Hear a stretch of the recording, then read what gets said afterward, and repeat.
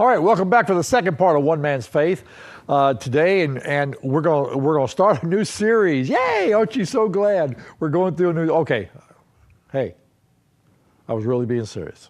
Okay, all right, but before we start, let me just make another announcement, and that is, our movie for the month is showing already. So next month. Was it June 2nd? There it is. June 2nd, we're going to be showing Facing the Giants.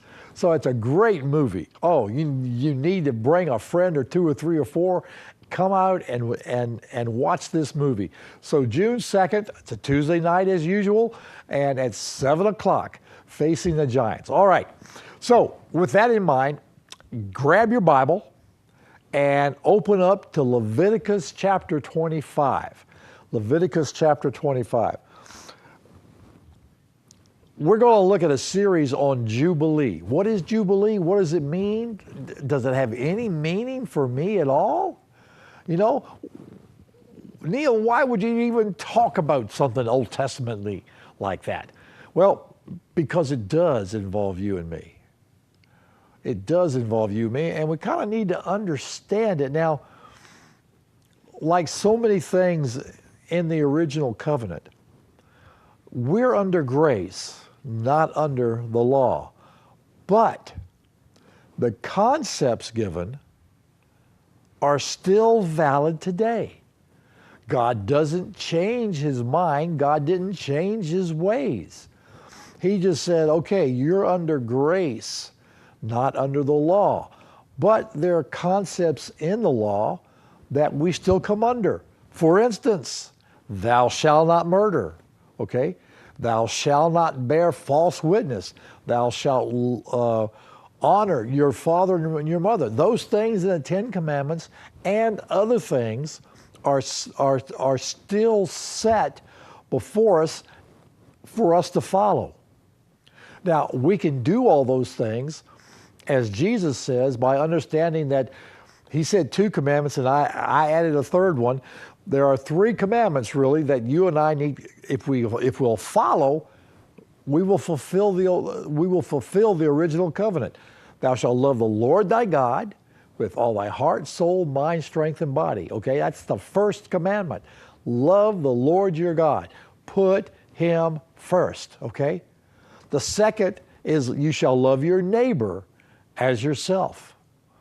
Now that can be all inclusive, but Jesus, during the Last Supper that he had with his disciples, said, a new command I give to you, that you love one another. So we have the commands to love God, love our neighbor, and love one another. Okay? If we will truly stick to those 3 commands, we will fulfill all of the other commands given. Because that sums it up. Most of us don't have as much problem with God as we do with our neighbor and one another. That's where the crux of, everything is. Of the 10 commandments, I think 3 were directed toward God, or 4 directed toward God, 6 are directed toward man, because we have a hard time with each other. Okay? So we're not supposed to have that hard time. So there are things in the original covenant that I think we need to understand. There are going to be things, dealing with the feast. I've talked to you about this before. They're going to be feasts that we are going to have to be a part of, whether we like it or not. And, that's why I say, go to Passover, find a Passover, celebrate it, learn to be a part of it, so that you will not be, the fourth wheel or whatever, and you don't know what's going on.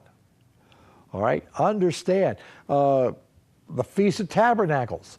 As a matter of fact, I think it's Exodus. No. Ezekiel tells us that during the millennial period, those nations that do not come to Jerusalem to celebrate the Feast of Tabernacles will have no rain that year. God says of these feasts, and you can look at those in Leviticus, I think Leviticus 23, you'll see that he says these feasts are perpetual, meaning they are forever and ever. So there are things in this old original covenant that still will pertain to us, and we need to understand. Okay? The original covenant was not just written for the Jewish people. It was written for everybody that comes under the lordship of God. And we'll see that in just a few minutes. But now that I've given you such an introduction, let's look here at Leviticus 25, starting with verse 8. You are also to count off 7 Sabbaths of years for yourself, 7 times 7 years, so that you have the time of the 7 Sabbaths of years, namely 49 years. You shall then sound the ram's horn abroad on the 10th day of the 7th month. On the Day of Atonement, you shall sound forth a horn all throughout your land. You shall thus consecrate the 50th year and proclaim a release through the land to all its inhabitants. It shall be a jubilee for you, and each of you shall return to his own property, and each of you shall return to his family.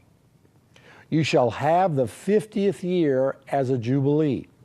You shall not sow nor reap its aftergrowth, nor gather in from its untrimmed vines. For it is a jubilee, it shall be holy to you. You shall eat its crops out of the field. Okay, so God set up certain times of rest, okay? Every week there is a day of rest. It's called the Sabbath. For our Jewish brothers and sisters, that starts Friday at sunset and goes to Saturday at sunset. God's ways were, and there was evening and there was morning. So the Jewish calendar is set up from sunset to sunset instead of sunrise to sunrise, as our calendar is. So every week there was a day of rest. Every 7 years there was a year of rest. And then counting 7 years of 7, i.e. 49 years, on the 49th year was a year of rest. And then on the 50th year was an additional year of rest that's called Jubilee. At Jubilee, during the year of Jubilee, everything got reset. If you want to call it God's divine reset, any property you owned and you gave up, you get back.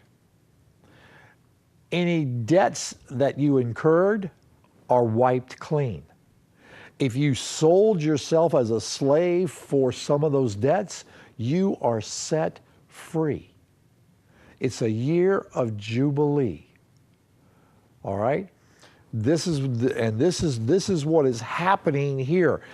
The year of Jubilee starts with the ram's horn being blown on the Day of Atonement, and it's to be a year of joy. It's supposed to be jubilant. Jubilee, the Hebrew is related to the shofars being blown. Okay? And it starts us, in this case, the 50th year is the 2nd year of not planting. Whoa, wait a minute. We can't do that. God can't. See, what God will do is He was going to provide for them if they trusted Him. He would have provided for them in that 48th year enough crop to go for 2 years. And then the animals and all had I guess, the privilege of go ahead and eating whatever came up during especially that 50th year. So in God's economy, it is a rest for the soil. It is the restoration of all properties to the original landowners.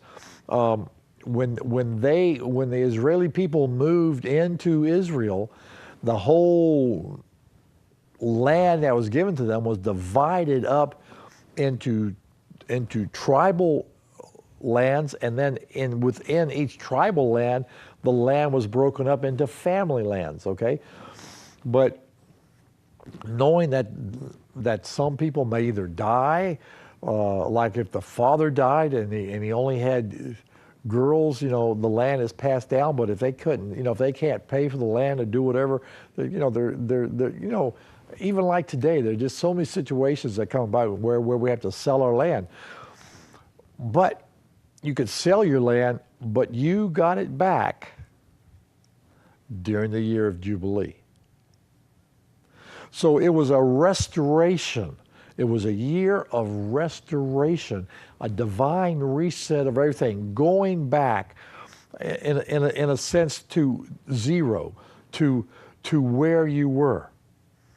Okay?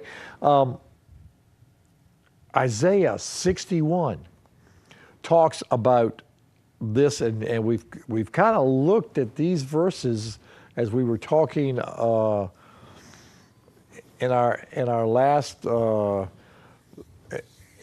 series on the spirit of faith. Isaiah 61 says, "The Spirit of the Lord is upon me." Now this is Isaiah 61 is a prophecy of the Messiah that's coming. "The Spirit of the Lord is upon me, because the Lord has anointed me to bring good news to the afflicted. He has sent me to bind up the brokenhearted, to proclaim liberty to the captive and freedom to prisoners, to proclaim the favorable year of the Lord and the day of vengeance of our God, to comfort all who mourn, to grant those who mourn in Zion, giving them a garland instead of ashes, the oil of gladness instead of mourning, the mantle of praise instead of the spirit of fainting, so that they will be called oaks of righteousness, the planting of the Lord, that he may be glorified." Okay, I've read that. Turn over to Luke 4. While you're doing that, we can take a break. I'll be right back.